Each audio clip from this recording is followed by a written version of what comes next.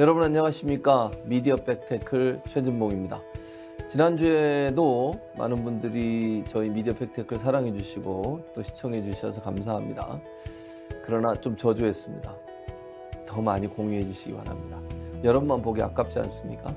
이 좋은 아이템 또 컨텐츠를 많은 사람이 볼 수 있도록 많이 퍼날라 주시고 좋아요 공유 부탁드리겠습니다. 그래야 저희가 더 열심히 할 수 있지 않겠습니까? 실질적으로 이 프로그램을 이끌어가고 있는 문희정 평론가 어서 오십시오. 네, 안녕하십니까. 본인도 생각하시죠? 실제적으로 이 프로그램을 이끌어가고 있다고. 아니 그런 생각은 별로 안 하고요. 왜냐면 그래요? 어차피 진행자가 짱이니까. 짱이니까. 대빵이니까. 아, 예. 네. 전문 용어라서 짱이니까, 대빵이니까. 제가 오늘 문희정 평론가 그 헤어컷하고 오는 걸 알아봐 드렸습니다. 그랬더니 그런 걸 왜 알아보냐고 아니 저한테 뭐라 하셨습니다. 많은 여성분들이 예. 이렇게 헤어스타일 변화를 이제 좀 주변에 본인이 사랑하는 사람이 좀 알아봐주면 참 좋겠다라고 생각하지만 근데 아무 대부분의 관심이 없는 네, 사람이야. 남성분들이 별로 관심이 없잖아요. 디테일하지 예. 못하니까. 예, 근데 그렇죠. 그거는 뭐 긴 머리에서 단발머리로 바뀌었다거나 예. 또는 뭐 생머리에서 펌으로 바뀌었다거나 예. 그러면은 저는 알아볼 수 있다고 생각하는데 저는 그냥 일평생 짧은 머리이기 때문에 예, 교수님께 감사드리고요. 아, 예. 그럼에도 불구하고 알아봤다는 게 얼마나 이 그러게요. 눈썰미가 제가 왜 외간 여자들 관심이야? 사모님이 안 좋아하실 것 같습니다. 예. 사모님도 제가 금방 알아봅니다. 예, 알겠습니다. 자, 오늘도 저널리즘의 원칙을 세우고 우리나라 언론이 올바른 보도를 할 수 있는 그날까지 저희는 계속해서 달려보도록 하겠습니다. 오늘도 뉴스 뻗치기부터 시작해 볼 텐데 네. 문희정 평론가님 어떤 뉴스 가져오셨습니까? 네. 주간 보도 논평 가운데 문제 있는 그 보도들을 제가 주로 찾는데 뭐 거의 대부분이 그렇다라고 늘 말씀을 드리는데요. 예. 그 우리나라 언론이 바로 서는 그날까지 사실은 소유주가 바뀐다거나 예. 또는 저희가 이렇게 계속 외부에서 쳐대는 게 지금 언론사 자체를 흔들지는 못할 것 같아요. 네. 하지만 중요한 건 이런 이야기들을 계속 뭐가 잘못됐고 그래서 어떤 방향이 올바른 것인지에 대해서 구체적으로 알려주는 게 왜 중요하냐면은 어릴 때부터 이게 바른 거구나를 알고 성장하게 되면 그 수많은 아이들 중에서 누군가는 기자가 되고 또 네. 누군가는 PD가 되고 누군가는 작가가 되고 할 거 아니에요. 예. 그러면 올바른 게 무엇인지에 대해서 명확하게 판단만 서 있다면 그 친구들이 또 수없이 많은 기자를 하게 된다. 그러면은 바뀔 수 있다라는 그렇죠. 또 희망을 꿈꿀 수 있거든요. 맞습니다. 그래서 저희 방송이 글쎄요. 아이들에게 어떤 의미일지는 모르겠지만 아이들도 볼 수 있는 방송이 되도록 노력해야 되겠다라는 생각을 동시에 했습니다. 예. 그 우리가 왜 검찰과 언론이 사실은 출신 성분이 이제 비슷해져 가지고 본인들만의 카르텔, 소위 말해서 권력의 카르텔을 형성을 해서 자기네들의 이익을 공유하고 있다 이런 이야기들 상당히 많이 하지 않습니까? 예. 그러다 보니까 그 이익으로부터 벗어나 있는 사람들, 배제된 사람들에 대해서는 이 언론이 상당히 냉혹합니다. 그래요? 굉장히 예. 냉혹한데 심지어 그거는 우리가 흔히 사회적으로 성공했다라고 얘기하는 부류인 국회의원에 대해서도 마찬가지예요. 결국은 국민의힘이라든지 네. 지금 그 권력층과 거리가 먼 쪽이라면은 뭐 의원이던 그 사람이 장관이든 뭐 문재인 대통령을 물어뜯는 거 보면 노무현 대통령을 물어뜯는 걸 보면은 예. 상관이 없는데 예. 이번에 사실 윤미향 의원과 관련해 가지고 1심 판결이 네, 나왔거든요. 나왔습니다. 근데 저는 사실 그랬어요. 제가 미디어 팩트클에서 계속 지적했던 바에 따르면은 보나마나 헤드라인 좋게 안 뽑는다. 분명히 뭔가 교묘하게 뽑았을 것이다. 아니나 다를까 제가 예. 다 여러분도 검색해 보십시오. 윤미향이라고 검색을 해서 그 판결 결과를 쫙 보시면은 예. 헤드라인이 짠 것처럼 똑같습니다. 사실은 그 내용을 말씀을 드리면 총 8개의 혐의에 대해서 예. 7개가 무죄 혐의가 무죄 났습니다. 났죠. 그렇습니다. 맞아요. 그리고 예. 한 개에 하나. 대해서도 검찰 측에서는 1억 원 횡령을 얘기를 했는데 아니다. 사적으로 유용한 부분이 1,500만 원. 1,700만 원 정도였고 네. 그 부분도 사실은 정말 사적으로 유용, 그러니까 네. 잘못했다의 차원이 아니고 영수증이 첨부되지 않은. 그러나 사실은 뭐 이 분이 그동안 꽤 오랫동안 예. 이 기부 활동을 해왔고 좋은 음. 일을 해오셨던 분이기 때문에 이 사람에 대해서는 이 부분과 관련해서도 영수증만 없을 뿐이지 특별히 이 돈이 사적으로 나쁘게 유용됐을 거라는 그런 의심은 없다라는 식의 얘기가 나왔거든요. 네. 그런데 모든 언론이 다 이 8개의 혐의 중에서 1개, 그것도 일부만, 그것도 사실 굉장히 좀 꺼림칙한 이유로, 그러니까 완전히 유죄고 잘못됐다라는 판결도 아님에도 불구하고 그걸 부각해서 음. 헤드라인을 뽑았고 그걸 네. 중심으로 보도를 했더라. 이 얘기를 지금 하려고 합니다. 예. 자, 굉장히 충격적인, 그냥 음. 여러분은 뭐 헤드라인은 늘 그렇게 쓰니까라고 넘기셨던 것 중에 제가 여러분이 꼭 체크해 보셔야 되는 게 있어요. 네. 자, SBS가 예. 정의연 후원금 횡령, 음. 윤미향의 1심 벌금 1,500만 원 선고. 자, 일단 헤드라인만 딱 보면은 네. 어떤 느낌이 들어요?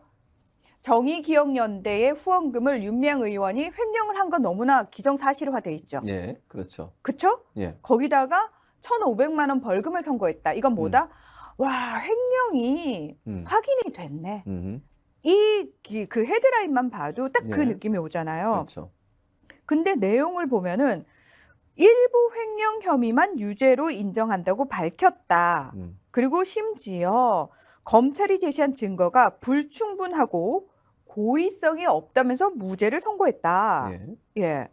이런 식으로 이야기를 하고 있습니다. 음. 그러니까 내용에서 정말 중요한 건 7개 혐의가 무혐의였고 그나마 1개마저도 일부 고의성이 없는, 이게 강조가 돼야 되는 거거든요. 그렇죠. 근데 헤드라인에서는 그렇지 않습니다. 음.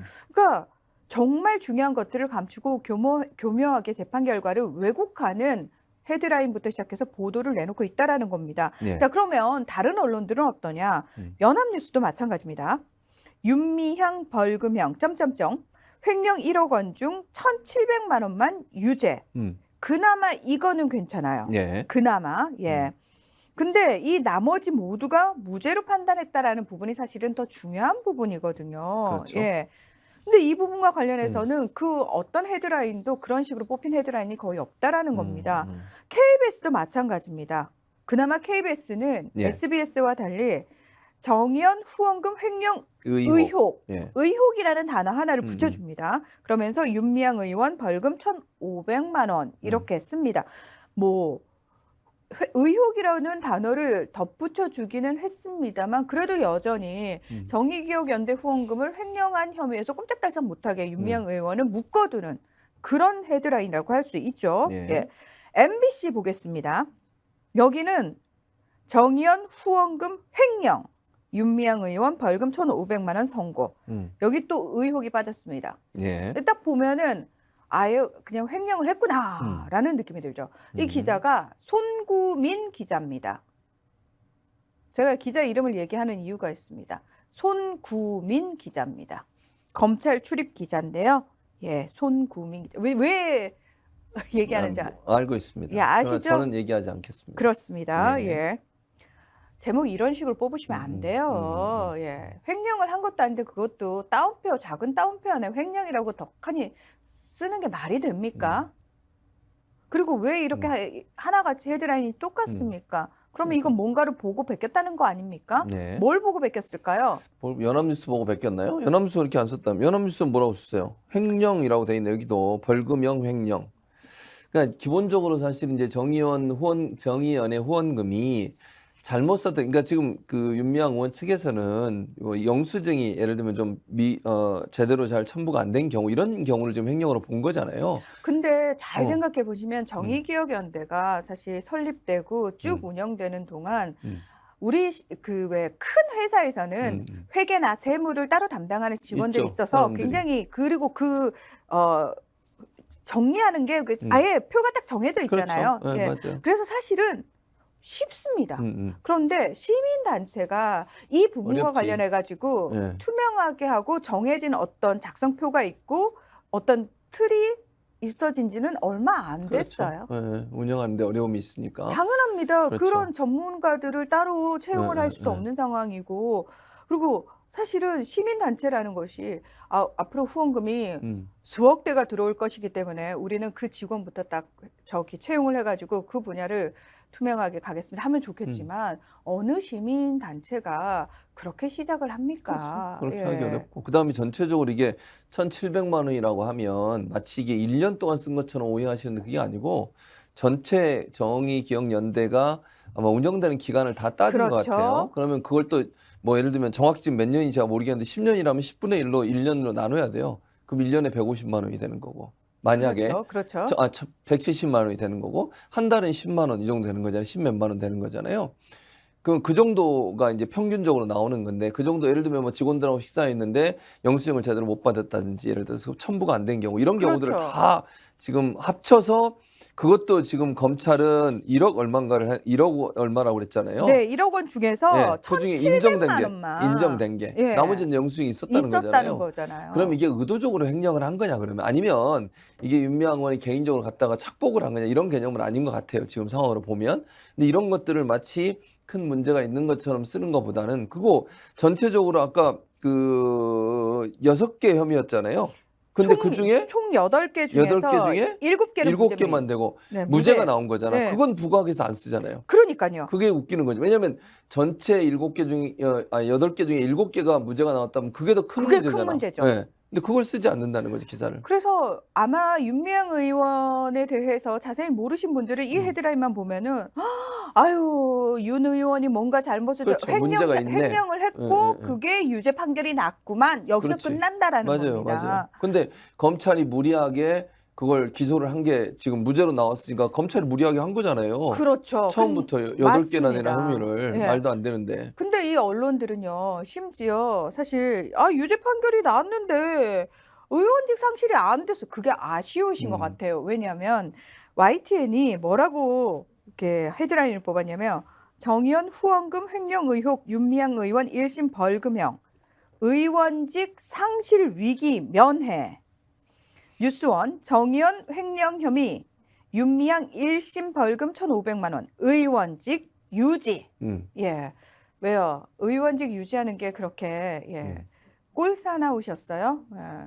아니 사실은 많은 사람들은 의원직을 박탈당하느냐 아니냐가 아니고 윤 의원에 대해서 그동안 검찰과 언론이 말도 안 되는 사실들을 그러니까 사실이라고 표현하기 그렇습니다. 거짓 그리고 왜곡된 얘기들을 흘려가면서 정말 말 그대로 사람을 쥐잡듯이 잡았잖아요. 네, 그렇죠. 거기에 대해서 그게 아니라는 게 밝혀졌다라는 게 사실 핵심이거든요. 맞죠. 의원직을 박탈하고 당하고 안 당하고의 문제가 아니에요. 이미 사람은 다 난도질을 당해가지고 너덜너덜해졌단 말이에요.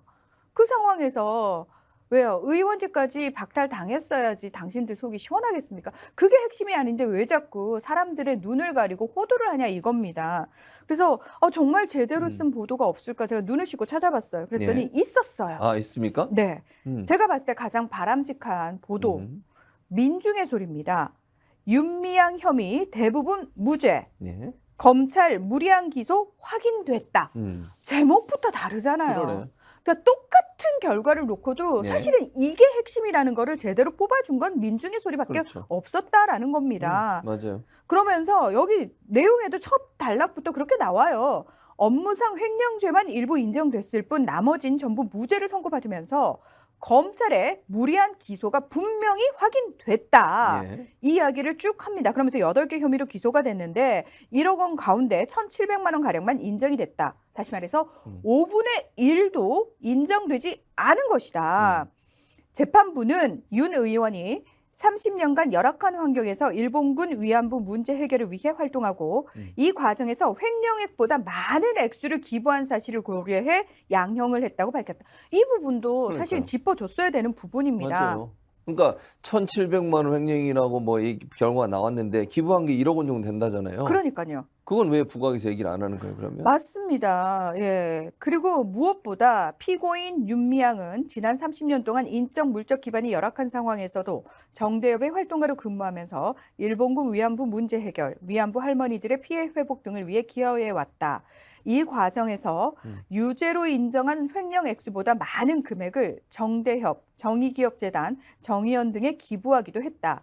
피고인 윤미향의 가족을 비롯해 그와 함께 활동을 한 국내외 여러 단체 및 활동가들이 피고인 윤미향에 대한 선처를 호소하고 있다며 이를 참작해 양형했다고 재판부가 밝혔다. 이 내용까지 다 짚어줬다라는 겁니다. 그러니까요. 근데 대부분의 보도에서는 이런 내용들 다 다 빠졌죠. 빠졌습니다. 네. 다 빠졌습니다. 예. 그러니까 결국은 이 이제 판결 같은 경우에는 무죄가 훨씬 더 90% 이상이 무죄잖아요, 지금. 하나만 유죄로 나오고 그것도 1,700만 원. 원래 기소했던 것보다 훨씬 적게. 5분의 1도 안 되는 거예요. 예. 그리고 그 횡령을 했다고 뭐 예를 들면 결과가 나왔으니까요. 그러면 그거보다 더 많은 돈을 기부했다는 것은 왜 안 나오냐는 거예요. 그럼 정말 이분이 돈 때문에 했다면 그걸 횡령하고 왜 기부를 했겠어요? 그러니까요. 기부를 할 이유가 없잖아요. 그동안 언론이 윤미향 의원에 대해서 어떻게 칼질을 했는지를 잘 떠올려 보면 그 가족들과 그 주변 인물, 그 시민단체까지 다 털었습니다. 그러니까 네. 아니, 턴다게 아니고 정말 이래도 안 죽을 거야 라는 식으로 작정하고 죽이려고 달려들었죠. 네. 사실은. 맞아요. 그래서 이 가족 지난 3년간 엄청나게 마음 고초를 많이 입었죠. 겪으셨잖아요. 입으셨고 그렇죠. 상처 입으셨고 그러니까 그 부분과 관련해 가지고 굿모닝 충청에서 너무 가슴 아픈 만평 그림을 하나 내놨는데요. 이거 네. 다 같이 좀 봤으면 좋겠어요. 서라백 만평입니다. 윤미향의 시간, 조국의 시간이라는 제목으로 온통 칼과 펜과 뭐 등에 다 꽂혀 있죠. 네. 예. 자, 윤 의원이 3년 전 국회에 입성하겠다고 나섰을 때 극심한 경계심을 표한 건 상대편 보수 정당이나 일본 우익 세력뿐만이 아니었다. 말 잘하고 똑똑하다는 지식인과 자칭 타칭 진보 성향 언론까지 비판에 가세했고 같은 당인 민주당 의원들 중 윤 의원을 지키고 나선 이는 소수에 불과했다. 윤 의원은 말이 좋아 탈당 권유지 사실상 출당 형식으로 쫓겨났다. 부끄러움도 모르고 반성도 없다. 검찰, 언론, 정치인 기레기의 전성시대다. 예, 검언정 레기의 전성시대다. 이렇게 이야기를 덧붙여 놨는데요. 이 사진을 보면은 여기에 이 그림에 조국 전 장관님께서도 사실 비슷한 상황을 겪고 계시지 않습니까? 이분이 이제 쓰신 조국의 시간이란 책 중에 한 단락을 같이 써놨습니다. 검찰이 정보를 흘리면 언론은 이를 보도하고 야당은 맹공을 퍼부었다. 여론이 조성되면 다시 검찰이 수사를 확대하는 악순환이 무한 반복됐다. 검찰은 정의의 화신이었고 윤석열 검찰총장은 무오류의 영웅이었으며 법치는 검치였다. 예. 되게 저는 사실 윤 의원이 3년 전에 이렇게 이제 난도질을 당하던 시절부터 한순간도 윤 의원을 의심해 본 적은 없어요. 저는 개인적으로. 예. 그리고 제가 이제 할 수 있는 거는 후원금을 내는 것밖에 없고 힘내시라 어떻게든 버텨주시라 이런 것밖에 없었거든요. 사실은 지금 우리나라 권력층이 기득권층이 늘 소외된 이들을 대변하는 사람들에게 해왔던 만행이 다르지 않았어요. 사실은. 맞아요. 아마도 윤미향 조국이 아니더라도 또는 누군가가 뭐 밖에서 소수 이제 인권을 대변하는 사람이라든지 약자들을 대변하는 사람이 또 누군가 당신들과 권력을 내가 당신들의 권력에 대해서 인정을 못하겠다라는 식으로 나선다면 그 누구라도 이런 식의 난도질을 당할 수 있다라는 걸 계속해서 보여주고 있다는 겁니다. 자, 이래도 니들이 우리한테 덤벼볼 거야? 그래도 해볼 거야? 이런 식으로 본보기를 보여준다라는 거죠. 그렇죠. 예. 그러니까 언론과 검찰이 결국은 한 사람 또는 어떤 그 타겟을 정하면 그 타겟을 완전히 뭐 난도질을 하는 거죠. 한마디로 얘기하면 검찰이 수사하고 언론이 그걸 또 확대하고 검찰은 또 수사를 또 확대하고 이런 방식으로 또 여론 형성하고. 그러니까 지금까지 이런 판결이 나오기 전까지 윤미향 의원은 어떤 이미지를 갖고 있었습니까? 언론이 씌우는 온갖 불법적인 이미지, 무슨 횡령하고 그 위안부 할머님들 이용해서 돈 벌고 뭐 자기 명예 얻고 이런 사람으로 그냥 난도질 됐어요. 그냥 네. 그렇게 프레임이 잡혀 있었어요. 언론이 그렇게 한 거잖아요. 언론은 왜 그렇게 조급하게 그걸 결정을 내립니까? 아니 예를 들어서 재판이 끝나고 판결이 완전히 나올 때까지는 다 무죄 추정의 원칙에 따라서 죄가 없는 거예요. 근데 이미 재판이 시작하기 전부터 검찰 수사 과정에서 수사한 내용이 하나하나 흘러나오고 그것이 마치 사실인 것처럼 퍼져나가고 이러면서 윤미향 의원은 완전히 그냥 뭐 그 이미지 자체가 완전히 범죄자 이미지가 돼버린 거예요. 저는 이 상황이 지금의 이재명 대표와도 별반 다르지 않다고 생각해요. 그렇습니다. 그래서 이재명 대표가 직접 얘기한 거잖아요. 그때 본인도 잠깐 그렇게 생각한 거 미안하게 생각하고 윤미향 의원한테 사과하고 본인이 지금 당하고 나니까 그게 이해가 된다는 거잖아요. 아니 근데 저는 너무 기가 막히는 게 뭐냐면은 윤미향 의원에 대해서 사실은 사과를 하는 사람들조차도 본인들도 그 검찰과 언론 그리고 정치 기득권으로부터 공격을 받고 있는 음, 사람들은 사과를 합니다. 음, 그런데 정작 사과해야 될 사람들은 사과를 하지 음, 않습니다. 음, 언론은 왜 사과하지 않습니까? 분명히 잘못했잖아요. 근데 자신들도 무오류라고 생각을 하는 겁니까? 음, 본인들의 그 아카이브에 고스란히 남아 있어요. 어떤 식으로 남아있죠. 보도를 했는지, 얼마나 말도 안 되는 프레임을 씌워가지고 사람을 거의 때려 죽일 놈으로 만들어 놨어요. 맞아요. 예. 음, 그러면 적어도 이런 결과가 나왔으면은 이딴 식으로 음, 말도 안 되는 또 헤드라인으로 아쉽게 됐네. 왜 요거밖에 음, 인정이 안 됐을까? 나머지도 다 유죄 나왔어야 되는데 설마 그런 생각을 한다라고 생각하고 싶진 않습니다만 당신들의 지금 행태를 보면은 마치 윤미향 의원이 의원직을 계속 유지하게 돼서 7개나 무죄가 나서 안타까워 죽겠다 라는 심보로밖에 음, 읽히지 않는다라는 거예요. 언론의 행태가. 맞아요. 사과하십시오. 사과해야죠. 잘못된 언론의 보도 때문에 한 사람의 한 인격이 그리고 정의연이라고 하는 그 조직 자체가 엄청난 피해를 당했잖아요. 그렇죠. 거기에 대해서 아무런 미안한 감정도 없어요, 이 사람들은. 그럼 아까 얘기했듯이 그리고 나서 보도한 내용을 보면 뭐 그 의원직을 상실 안 했다. 이거 가지고 또 공격을 하잖아. 이런 식의 보도가 과연 언론이 해야 될 일인가? 본인들이 잘못 보도해서 한 사람의 또 한 어떤 시민사회단체에 엄청나게 안 좋은 이미지가 생겼는데 그 이미지를 생기게 만든 어떤 원인 제공자로서의 사고가 일말도 없어요.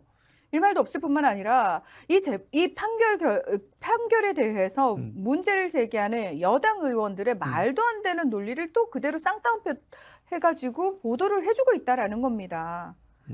참. 그래서 이재명 대표 관련된 지금의 수사도 저는 별반 다르지 않을 거라고 생각합니다. 지금 윤미향 의원이 예전에 당했던 그 수법 그대로 당하고 있는 거예요. 여론과, 그러니까 언론과 검찰이 손을 잡고 여론을 형성해서 아주 재판도 시작하기 전에 아주 범죄자를 만들어 놔요. 그런 이미지 만들어 가지고 정치적 이익을 얻으려는 세력들이 있다고 저는 보거든요. 그런 세력들의 농간에 넘어가지 않으려면 우리가 똑바로 살아 있어야 되고 언론을 비판할 수 맞습니다. 있어야 돼요. 사실 윤 의원에 음, 대해서 소위 진보 시민이라고 하시는 분들 음, 중에서도 덮어놓고 언론의 말만 믿고 음, 같이 손가락질 하신 분들 굉장히 많을 겁니다. 그렇습니다. 그런 분들 스스로 반성하셔야 되고요. 우리가 참 이상한 게 뭐냐면 이중잣대가 뭐냐면 이렇게 끊임없이 언론이 잘못 보도하고 음, 있고 의도를 가지고 왜곡 보도를 하고 있다는 걸 다 알면서도 또 이 보도들에 약간 뭐라고 그랬죠? 귀가 팔랑거려요. 음, 이걸 믿으면 안 돼라고 생각을 하셔야 되는데 그걸 또 약간 뭔가 있으니까 음. 그런 거 아니야? 그렇죠. 라는 아니, 식의 맞아요. 아니 땐 굴뚝에 연기 날까? 특히 이제 저는 중도 진영에 있는 분들은 이런 뉴스에 그냥 영향을 받을 수밖에 없어요. 그렇죠. 정보가 없으니까. 그러니까 특별히 관심을 네. 가지고 계속 파헤치는 사람들 미디어 백테크를 꼬박꼬박 챙겨보면서 그렇지 저것들 내가 음, 저런 줄 알았어 이미 알고 음. 있었는데 구체적으로 그래 저런 걸 잘못했구만 앞으로 이제 저런 부분을 중점적으로 봐야겠구만 이렇게 관심을 가지는 분들은 소수라는 거예요. 그래요, 맞아요. 소수예요.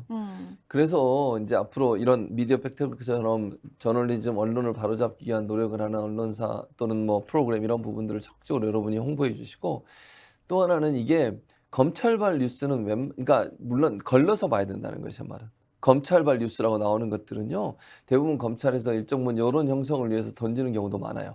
수사의 동력을 얻기 위해서 여론을 부정적으로 만들고 그 여론의 힘을 얻어가지고 뒤에서 더 세게 자기들이 원하는 방향으로 수사를 이끌어가려는 의도를 가지고서 정보를 흘리는 경우도 많이 있거든요. 그래서 검찰발 언론의 보도들은 대부분 다 의심의 눈초로 쳐다봐야 된다. 저는 그렇게 보고. 다시 한번 말씀드리지만 민주화된 대부분의 국가에서는 검찰발 보도들이 우리나라처럼 이렇게 쏟아지는 나라 거의 없어요. 없습니다. 수사가 끝나기 전에는. 수사가 진행 중인 사건에 예. 대해서는 수사 당사자뿐만 아니라 검찰의 입장도 상당히 음. 거의 안 나온다고 안 보시면 나와요. 돼요. 예, 거의 안 맞아요. 나온다고 보시면 되고요.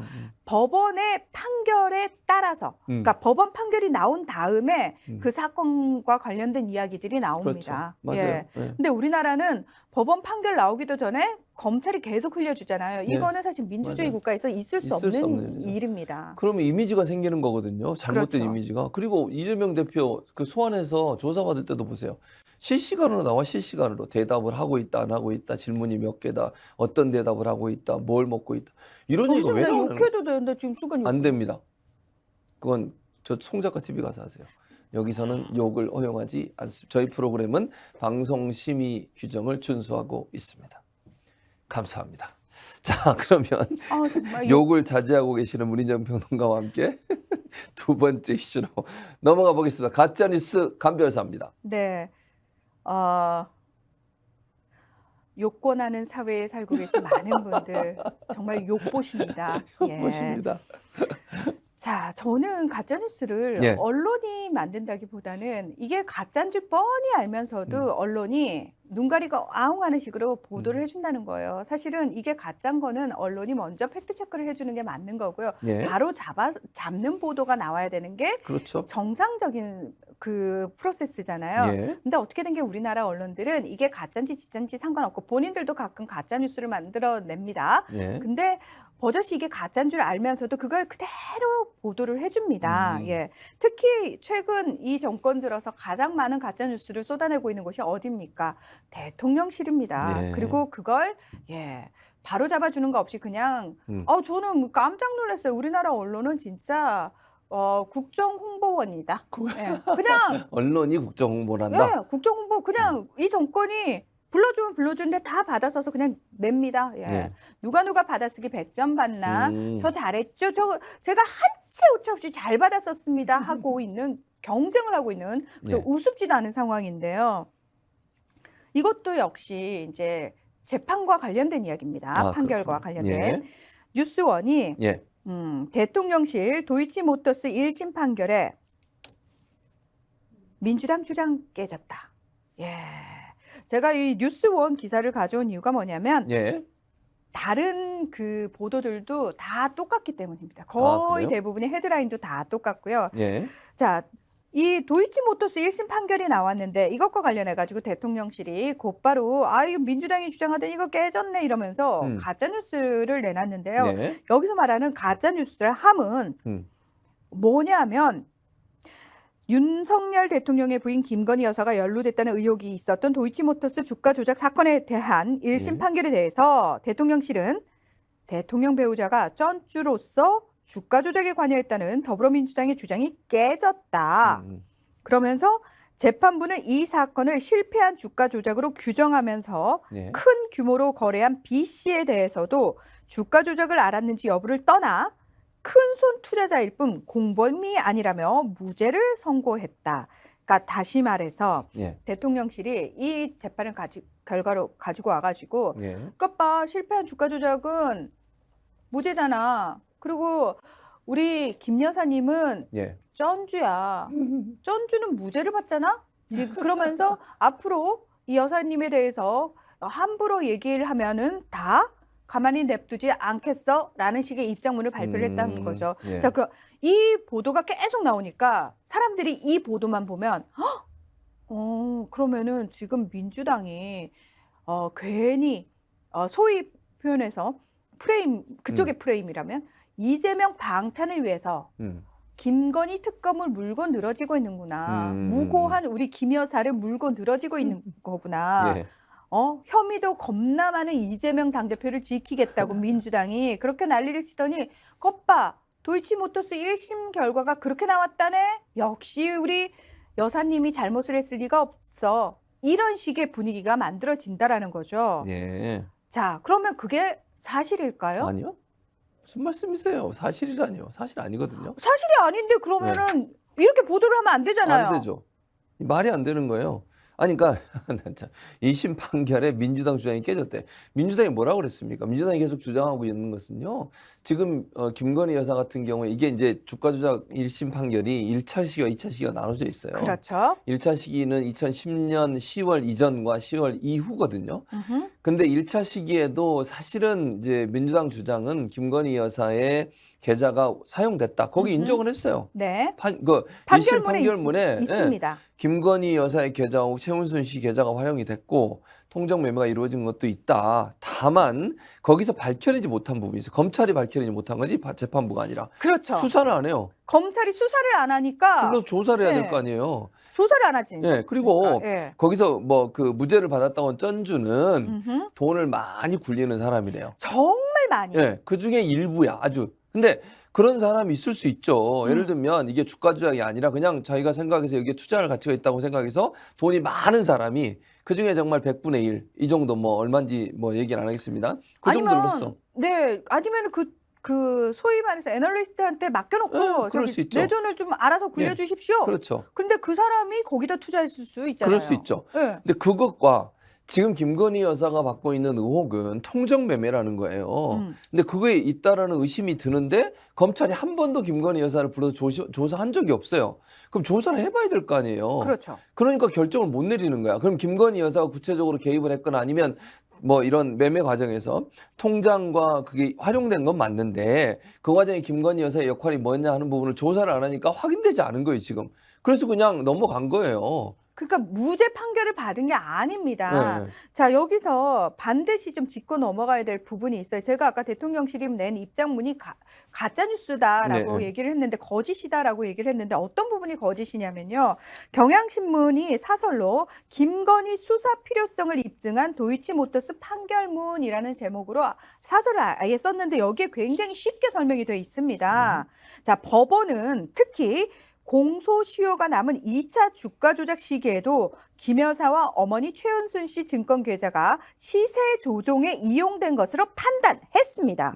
자, 그러면은 공소시효 끝났다는 말 네. 틀렸어요. 대통령실은 공소시효가 끝났다고 얘기했는데 그거 틀렸습니다. 그리고 실패한 주가 조작에 대해서는 실패한 주가 조작으로 규정을 했다라고 얘기를 하는데 자, 실패한 주가 조작이기 때문에 처벌할 수 없다가 아닙니다. 제 판결문에 보면 실패한 주가 조작도 위법이다라는 부분을 분명히 명시를 하고 있습니다. 예, 그러니까 이 말이 틀렸다라는 겁니다. 예. 그러니까 지금 말씀하신 것처럼 1차, 2차가 있는데 1차는 재판부에서 공소시효가 끝났다고 했어요. 근데 2차 같은 경우에는 아직 공소시효가 살아있습니다. 남아있고 그 2차 과정에서 김건희 여사 계좌하고 최은순 씨 계좌가 이용된 게 맞고요. 시세 조정에 활용됐다라고 네. 분명히 얘기를 합니다. 근데 물론 우리가 여기서 단정적으로 뭐 김건희 여사가 개입했다 안 했다는 얘기할 수가 없는 상황이지만 시세 의혹은 남아있는 조정에 거지. 이용됐다. 그 이용된 건 맞아요.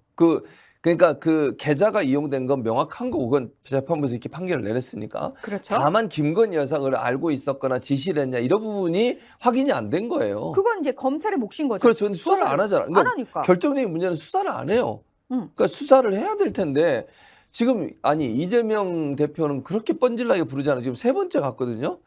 근데 지금 김건희 여사 관련해서 이 사건 관련해서 한 번도 소환 조사를 한 적이 없어요.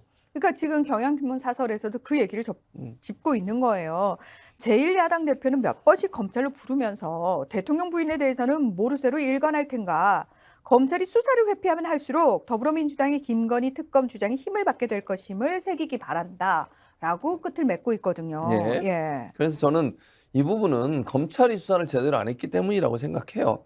물론 판결이 그렇게 나온 것에 대해서도 좀 뭐 이해가 안 되는 부분이 없지 않아 있지만 그럼 검찰이 제대로 수사를 해가지고 김건희 여사 관련된 개입성이나 연관성에 대해서 더 팠어야 되죠. 근데 소환 조사 한 번도 안 하고 끝내버리면 이게 어떻게 공평하다고 얘기할 수 있겠어요. 그렇습니다. 그래서 실제로요, 사실 증권 업계에서 일하시는 분들은 예. 소위 말해서 이제 그 바닥에서 더 저희보다 잘 아시는 분들이잖아요. 그렇죠. 늘 그걸 이제 음. 일적으로 다루시는 분이니까 뭐 예를 들어서 방송 바닥은 저희가 또 잘 알지 네, 않습니까? 네. 왜냐하면 그게 업이니까. 근데 그 증권업계 노동자들이 김건희 연루 의혹 도이치모터스 특검을 촉구하는 성명을 발표를 했어요. 미디어스가 이 부분과 관련해서 보도를 내놨는데 여기에 보면은 이 1심 선고에 대해서도 굉장히 비판을 많이 합니다. 이번 판결에서 가장 동의할 수 없는 것은 도이치모터스 주가 조작 사건을 가담자들이 얻은 범죄 수익이 크지 않아서 결과적으로 실패한 주가 조작이라고 규정하고 가담자들의 형량을 대폭 줄여준 대목이다라고 네. 이야기를 합니다. 왜냐하면 정말 많은 사람들이 손해를 봤는데 네. 그러면 얼마를 도대체 벌어야지 성공한 주가 조작으로 처벌이 되냐?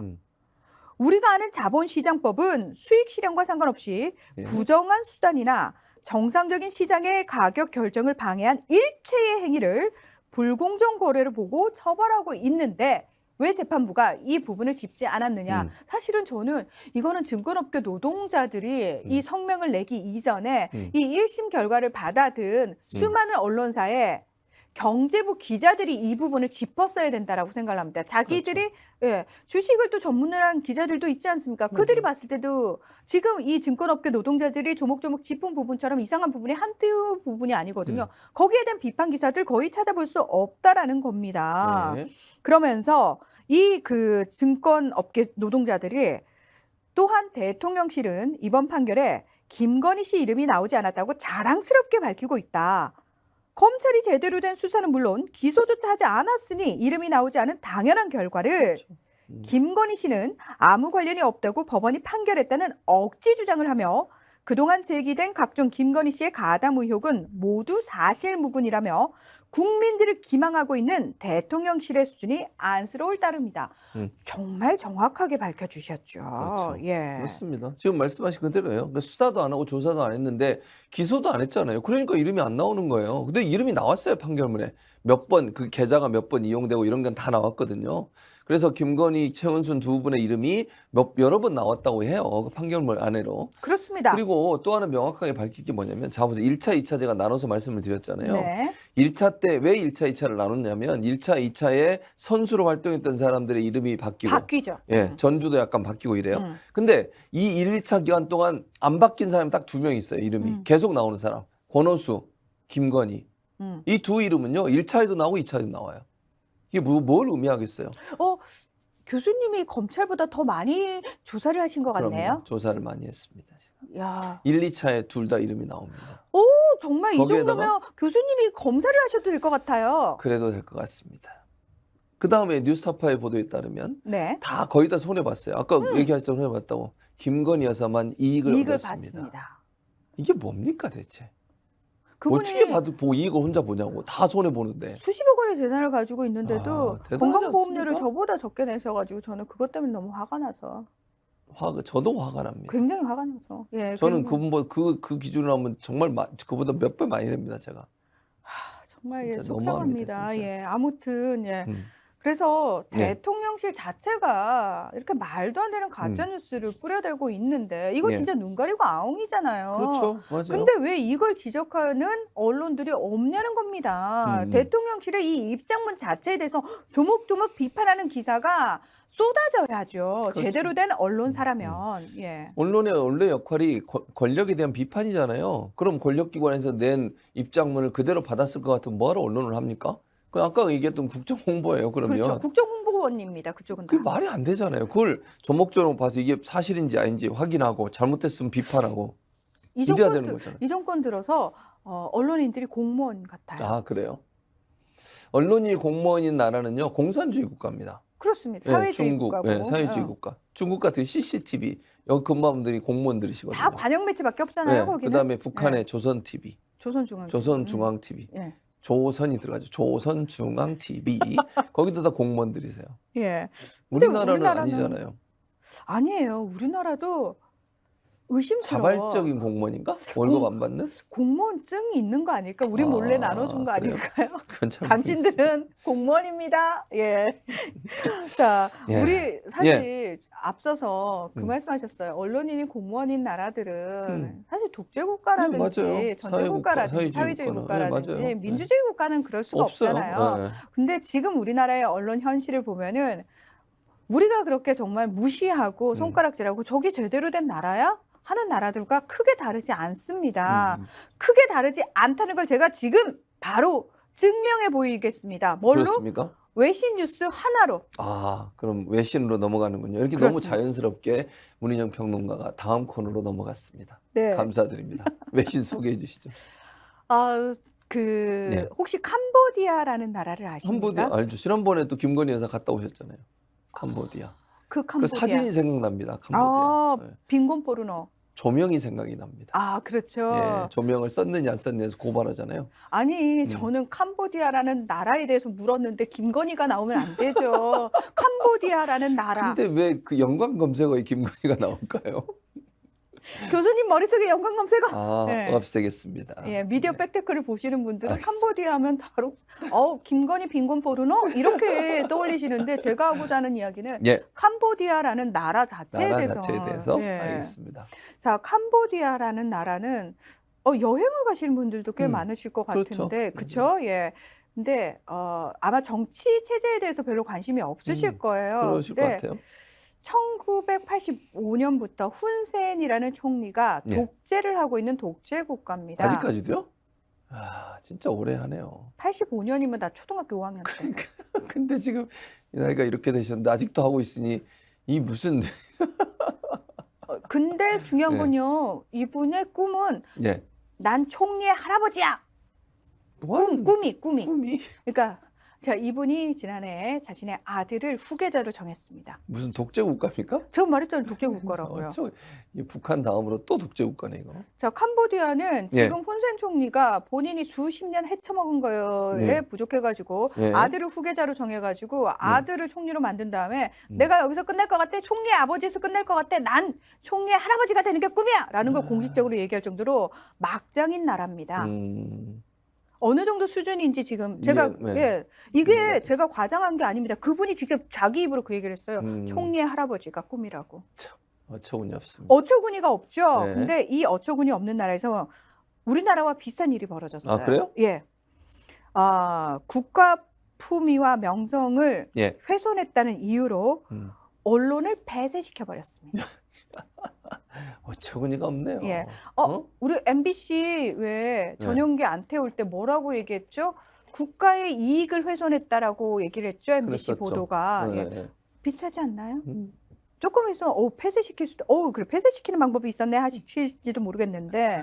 네. 자, 그 온라인 뉴스 매체인 민주주의 소리라는 보이스 네. 오브 데모크라시 VOD라는 네. 그 매체가 있는데 훈센 총리가 갑자기 운영 면허를 취소한다. 이 시간부로 모든 방송과 기사 출고 멈춰라라고 얘기를 합니다. 왜? 사실 그동안 온라인 독립 언론으로서 주로 훈센 총리와 그 정권에 대한 비판적인 기사를 꽤 많이 실어왔거든요. 이 언론사가요? 그렇습니다. 네. 예, 그러면서 이 언론사가 눈에 가시였는데 이제 명분을 찾은 거예요. 뭘 찾았냐면은 그 지난 8일 보도인데요. 그 훈센 총리의 장남이자 실질적인 후계자인 훈마네 씨란 사람, 제가 그 아버지가 그러니까 훈센 총리가 후계자로 찍은 그 장남 훈마네 씨 튀르키예 지진 구호 활동에 대한 재정 지원 협정에 서명했다라는 보도를 내놓습니다. 그런데 이 훈센 총리의 아들 훈마넷은 어떤 사람이냐? 캄보디아 합동참모의장이자 군 최고 사령관입니다. 다시 말해서 튀르키예 지진 구호 활동에 대한 재정 지원의 협정에 본인이 어떤 승인을 할, 서명을 할 권한이 없는 사람. 이 사람 그냥 군부 책임자예요. 그러네. 월권이네요. 월권이죠. 예. 이걸 지적했다고. 제대로 했네 지적을. 근데 왜 못하게요? 자신과 훈마넷을 공격하려 했다. 캄보디아 정부의 품위와 명성이 훼손됐다. 무슨 아니 이게 그 훈센 총리가 그렇게 얘기를 한 거예요. 없네요. 예, 명예가 훼손됐다고. 예. 그러니까 이제 VOD 측에서 유감스럽다라는 식으로 일단은 예. 면허 취소는 좀 면해 보려고 네. 서한을 보냈대요. 예. 근데 들은 척도 안 했대요. 시끄럽고 그냥 무조건 얘 폐쇄해. 이래서 지금 폐쇄가 됐어요. 근데 2017년에도 예. 영어 일간지 캄보디아 델리가 폐쇄당했어요. 그때도요? 이게 그때도 뭐 저 대통령은 폐쇄가 전문이에요? 네, 이게 이제 정부의 부패 스캔들이라든지 환경 오염 등에 대해서 굉장히 비판적인 보도를 실었던 언론이라고 하거든요. 근데 뭐 그냥 폐쇄시켜 버렸어요. 뭐 다른 이유를 붙여서. 예. 뭐 이런 식으로 이유 붙이는 거야 되게 많잖아요. 국가의 그렇죠. 이익을 훼손했다. 품위 내 명예를 훼손했다. 뭐 이러면서 아니요. 캄보디아가요. 예. 우리나라가 아니고 캄보디아가요. 예. 예. 자꾸 헷갈리실까 봐. 자꾸 밝혀주지 않으면 사람들이 예. 우리나라 언론사가 폐쇄됐다가 아니고 캄보디아 언론사가. 캄보디아 언론사가 폐쇄가 됐는데 사실 7월에 총선을 앞두고 있거든요. 예. 다시 말해서 이 총선에서 자기 아들이 이게 되게 웃긴 게 뭐냐면 내가 총리인데 우리 아들 그냥 총리 시킬 거야. 이건 또 안 오네. 북한도 예. 선거를 해요. 투표를 하죠, 하기는. 네, 예. 북한도 투표합니다. 예. 그게 거의 그러나 100%에 이제 가까워서 공개 그렇죠. 투표를 하잖아요. 그렇습니다. 이게 찬성은 왼쪽 표에다 놓고 반대는 오른쪽에 집어넣어라. 이러면 그렇죠. 반대에 넣고 아우지 당방 이럴 사람이 없잖아요. 그렇죠. 예. 맞아요. 훈 총리도 여러분 계속해서 총선을 거쳐서 선출된 사람입니다. 예, 이해가 안 되실 텐데 이해가 안 되네요. 예, 자기 아들이 압도적인 지지율로 총리가 돼야 되거든요. 예. 근데 그 총선을 앞두고 내 아들의 흠집을 내는 언론 따위 개나 줘버려. 예, 이러면서 예, 폐쇄를 했다라는 거 아니겠습니까? 어처구니가 없네요. 그러니까 언론은 그냥 우습게 하는 거지. 언론이 어떤 역할을 하는지를 기본적으로 인정은 안 하는 거예요. 언론은 그냥 정부하는 데는 공무원이야. 언론은 공무원이야. 국정홍보원이야. 어처구니가 없네요, 진짜. 예. 이런 사고방식 갖고 있는 사람이 총리라고 해서 이 나라가 제대로 되겠어, 이거? 어머, 이런 사고방식을 가진 사람이 대통령도 해요. 그 나라가 어떤 나라인지 모르지만 그럼 되겠어요? 그런 나라가 잘 될 수 있겠냐고. 그래서 많은 국민들이 이게 나라냐 이러고 분노하고 그러니까 있답니다. 그런 대통령이 있는 나라라고 하면 대통령에 대한 비판도 못 할 거고 네. 대통령이 잘못해도 지적도 안 할 거고 그렇죠. 여론 형성도 안 될 거고 그럼요. 그런 나라가 있다고 하니 이게 말이 됩니까? 난 그런 나라가 있다니까 참 화가 나네요. 어머, 교수님은 특히 이제 신문방송학과 그렇죠. 교수님이시기 때문에 언론학 전공이죠. 예, 언론학 전공이시기 때문에 예. 그런 나라들은 사실 진짜 말씀하신 것처럼 독재국가 아니고서야. 그러니까 그렇게 할 수가 없어요. 독재국가가 아니면. 근데 제가 알기로는 그 나라는 독재국가는 아닌 걸로 알고. 그래요? 예. 뭔 나라예요? 어떤 나라예요 대체? 이런 이상한 나라가 있나? 국민들에게 애도를 표합니다. 그다음 없습니까? 네, 저는 그래서 그러니까 예. 우리나라 사람들이 약간 예. 그런 거 있어요. 경제력으로 약간 음. 선진국에 대해서는 와 이런 게 있지만 우리나라 그렇죠. 예, 약간 동남아 이러면 약간 이런 식으로 보는데요. 룩다운 하죠. 예. 뭐 필리핀, 베트남, 뭐 캄보디아, 캄보디아, 이런 라오스, 나라들. 미얀마 뭐 약간 그렇죠. 도낀 객낀. 예, 지금 우리 언론 상황이 환경이 그렇다는 거죠? 모든 면에서 다 모든 면에서 이 정권 들어서 다 예, 이 정권 들어서 다 수준이 다 그렇게 됐다. 수준이 우리가 정말 적나라하게 표현할게요. 우리나라 대부분 사람들이 그렇게 무시하고 손가락질 하던 나라, 우리나라도 밖에서 똑같습니다. 국제사회에서 지금 대한민국을 향해서 그렇게 안 하고 있을 것 같아요. 예. BTS가 있으면 뭐 하냐고, 네. 블랙핑크가 있으면 뭐 하고, 기생충이 만들어지면 뭐 하냐고요. 예. 오징어 게임이 나오는 그 훌륭한 나라면 뭐 합니까? 예. 대통령이 윤석열입니다. 거기까지만 하겠습니다. 더 가면 위험해집니다. 그래서 최근에 그 피지컬 100을 보셨지 않습니까? 갑자기 빵 터지. 피지컬 100 얘기. 아니 왜 뜬금없이 왜 피지컬 100 얘기를 하시는 거죠? 예. 아니 이렇게 보셨냐고 제가 여쭤보는 거예요. 예. 네. 아니 저희가 네. 교수님이랑 제가 또 다른 방송사에서. M본부에서 같이 방송을 하는데 여기서 피지컬 100에 대한 얘기가 나왔는데 사실 이 피지컬 100이 MBC에서 만든 맞습니다. 프로그램인데 네. 넷플릭스를 통해서 방송이 되죠. 되고 있고 네. 전 세계에서 지금 TV 예능 부문에서 1위를 달리고 1위를 있거든요. 달리고 있습니다. 압도적으로. 38개 나라에서. 예. 예. 그럼 대단하지 뭐예요? 않습니까? 아니 그러니까 그럼 뭐 하냐고. 그러니까 그런 것들이 옛날에는 되게 네. 자랑스럽고 네. 대한민국이 이런 나라야 막 이랬는데 지금은 지금은 저는 되게 어딘가로 숨어 있고 싶어요. 근데 그렇게 열심히 하는 방송국을 억압하고 핍박하는 거잖아요. 네. 이 말이 됩니까? 잘하고 있는데.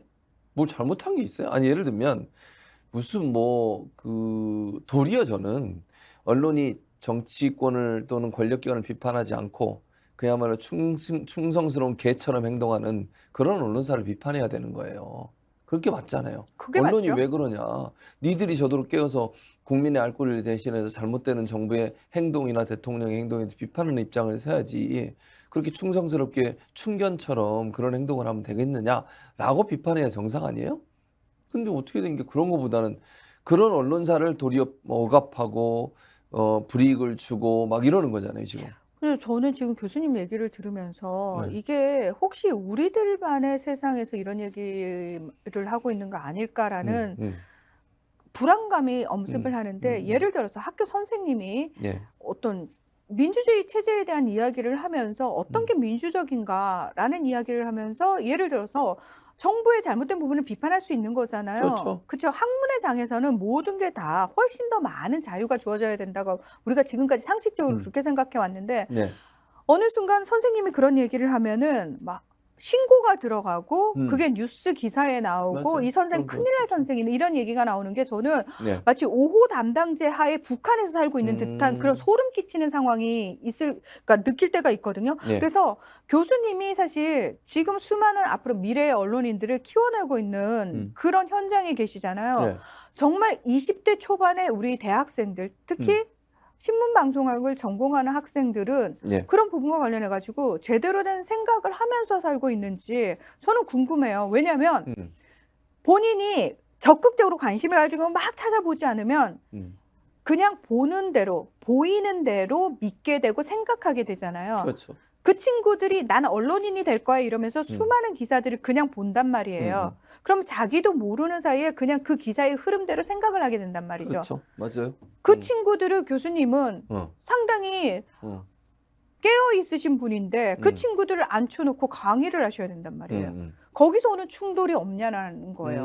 아니 있는 부분도 있어요. 물론 저는 그 학생들을 가르치면서 그 비판적 사고에 대해서 늘 얘기하죠. 크리티컬 띵킹을 해라. 그래서 어떤 현상을 보고 그걸 그대로 보려고 하지 말고 그 현상이 왜 일어났으며 그 배후에는 어떤 영향을 미치는 권력기관이나 아니면 다른 기관들이 있는지를 살펴봐라. 네. 그래야 분석을 똑바로 할 수 있다. 그냥 보여주는 것만 가지고 해석하면 그건 제대로 된 해석이 아니다. 항상 비판적 사고를 해야 된다라고 주장을 하죠, 저는. 근데 그러나 요즘 들어서는 옛날에는 조금 더 자유로웠어요. 그게 무슨 말이냐면 옛날에는 학교에서 정치적인 사례도 예로 들고 이래도 그렇게 큰 문제가 없었어요. 주로 언론학에서 가르칠 때 어떤 정치적 사례를 들려면 정부에 대한 사례를 들 수밖에 없어요. 그렇죠. 거기에 대해서 어떻게 보도하고 이런 걸 그렇죠. 얘기하니까. 근데 요즘 그런 얘기하면 정치 얘기를 왜 하냐고 그래요. 학생들이 요즘 학생들은. 그러니까 예를 들면 이게 어떤 정치적인 얘기 그리고 그게 객관적인 사실임에도 불구하고 이제 그 정치적 그 편향성이랄까요? 아니면 생각이 다른 학생들 같은 경우는 항의를 하죠. 왜 그런 얘기를 하느냐 예컨대 그렇게 항의하는 경우들이 있어요 요즘. 그러면은 교수님은 그 항의에 대해서 뭐라고? 저요? 네. 저는 일단 제 주장을 얘기하고 그리고 이건 이러이러한 것들 때문에 이렇게 됐다고 나는 생각하고 그렇게 판단해서 얘기한 거고 만약에 본인이 이제 어떤 학생이 항의를 한다고 하면 본인이 생각할 때 그 반대되는 얘기가 있다면 그 반대되는 증거와 근거를 가지고 와라. 그럼 내가 소개해 주겠다. 학생들한테. 그렇게 얘기하죠. 아무도 안 옵니다. 대학 당국에 혹시 신고당하지 않으세요? 아니요. 교수님, 안 당했습니다. 교수님들도 평가받잖아요. 강의 평가. 평가받죠. 그 네. 심지어 녹음하는 학생들도 있어요 가끔. 그러니까 조심해야 돼요. 평가도 받고 녹음도 하고 뭐 녹음하는 학생이 다는 근데 아니지만. 저는 이런 것들도 사실 되게 이렇게 소름 끼치는 게 뭐냐면 조심해야 돼요라고 스스로 네, 자기 검열에 맞아요. 걸리는 그렇게 거잖아요. 걸려요. 맞아요. 그렇게 돼 있어요 지금 구조가.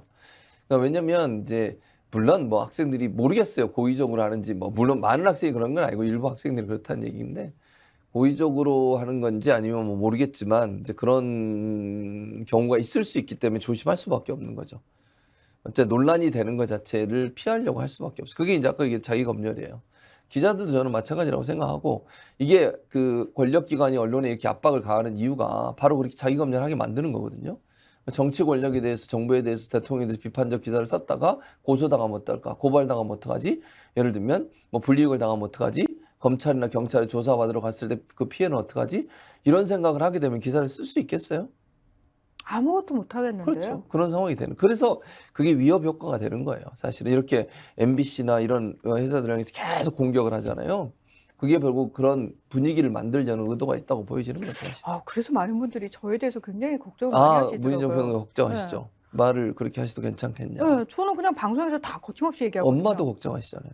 저희 엄마는 걱정하지 않아요. 그럼 뭐라고? 옳은 소리 했다고. 아, 그래서 제가 그랬어요. 엄마, 근데 딸내미가 그러다가 잡혀가는 세상인데 잡혀가면 어떡해? 그랬더니 옳은 소리하고 잡혀갔는데 잡아간 것들이 잘못이지.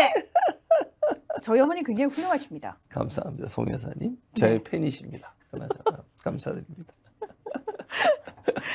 네. 네. 저는 뭐 저희 어머니의 응원을 받아서 예. 예, 유튜브에서 욕도 거침없이 하고 그러나 미디어 백테클에서는 그러지 않습니다. 네, 그렇습니다. 송작가 TV 가서 그렇죠. 그렇게 하십니다. 제 욕이 듣고 싶으시면 송작가 송작가 TV로 TV로. 오십시오. 예. 저희는 늘 말씀드리지만 방송통신 심의 규정을 준수하고 있습니다. 그 준수해야 돼요? 아니요, 안 해도 돼요. 우리가 이제 그래도 우리가 공중파처럼 방송 심의 규정을 준수하고 있습니다. 예. PD가 계속 쳐다보잖아요. 방송 심의 규정 준수해 달라고. 알겠습니다. PD가 불려가거든. 예, 알겠습니다. 어쨌든 이제 마쳐야 할 시간이 다 됐습니다. 오늘 뭐 3가지 정도 얘기 나눴는데 네. 그 마지막으로 이 마무리로 우리 문희정 평론가님 총평 한번 해주시죠. 네. 아니, 그러니까 언론이 그냥 다 잘못됐어. 예. 뭉뚱그려가지고 그래서 보기 싫어. 음.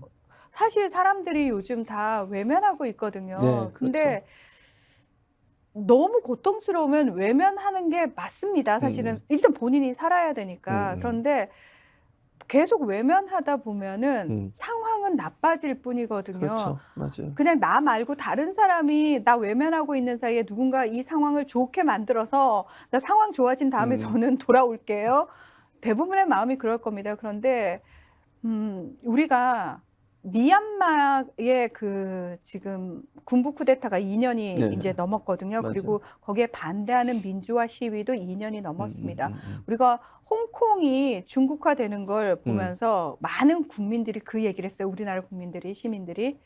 자기 나라의 민주화는 스스로 해야지 다른 나라에서 만들어줄 수 없고 지켜줄 수 없다라고 맞아요. 얘기를 하거든요. 네, 그렇죠. 그 얘기를 저는 똑같이 지금 현재 대한민국 국민들에게 꼭 전해드리고 싶습니다. 나라다운 나라를 지키는 건 우리 스스로여야지 다른 맞아요. 누군가가 절대 해주는 일이 아닙니다. 외면만이 능사는 아닙니다. 너무 힘들면 가끔 고개 돌리셔도 괜찮고 가끔 쉬셔도 괜찮지만 그럼에도 불구하고 항상 언제나 내가 돌아올 곳은 여기다라는 생각만 잊지 말아주셨으면 좋겠다라는 말씀 네. 다시 한번 간곡히 드립니다. 네, 뭐 문희정 평론가 말씀 듣고 나니까 우리도 그런 역사가 있잖아요. 4.19 혁명, 그리고 80년 광주 민주화 운동, 그리고 60 반민주 항쟁, 그 많은 항쟁들을 겪어서 민주주의가 지금까지 왔는데 뭐 많은 분들이 윤석열 정부 들어서고 나서 그 민주화가 후퇴하고 있다고 하는 우려와 걱정이 있습니다. 어렵고 힘들게 만들어냈던 그 희생정신 위에서 우리가 그냥 덤으로 그 민주화를 얻었다면 이제 다시 그 희생정신이 요구되는 시대가 될 수도 있다고 생각해요. 우리 모두는 누군가를 위해서, 후대를 위해서 희생할 수 있는 마음도 가져야 한다고 봅니다. 저항하지 않고 아무런 말도 하지 않으면 우리는 수준 낮은 사람들의 지배를 받을 수 있습니다. 목소리를 내야 되고 우리의 소리가 들려지게 만들어야 됩니다. 우리의 그런 희생이 다음 세대 그리고 앞으로의 미래에 민주주의를 더 확고히 세울 수 있는 기회가 될 거라고 생각합니다. 오늘도 함께해 주신 여러분 고맙습니다. 저희는 다음 주에 또 찾아뵙도록 하겠습니다. 감사합니다.